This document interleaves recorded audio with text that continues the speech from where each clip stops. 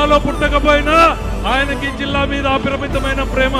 ఆయన మర్చిపోయాడేమో గాని నేను మర్చిపోలేదు. ఓ పుట్టినరోజుకి వచ్చాడు, గొల్లపల్లి రిజర్వాయర్ కి శంకుస్థాపన చేశాడు. మళ్ళీ పుట్టినరోజు జరుపుకునే లోపల గొల్లపల్లి రిజర్వాయర్ ను ఓపెన్ చేశాడు.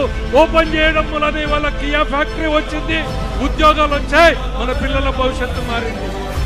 మళ్ళీ సంవత్సరంలో పుట్టినరోజు జరుపుకోవడానికి ఇంట్లో పండుగ చేసుకుంటే మండు టెండలో పామిడిలో కూర్చున్నాడు. ఆ రోజే జీవో ఇచ్చాడు. ఇక్కడ కూర్చుని నేను అనంతపురం దాటేలోగా ఈ హంద్రీనీవా కాలువ వెడల్పు చేసే జీవో ఇక్కడ రావాలి, నేను ఇక్కడ విడుదల చేయాలన్నాడు. జీవోని పామిడిలో పుట్టినరోజున విడుదల చేశాడు.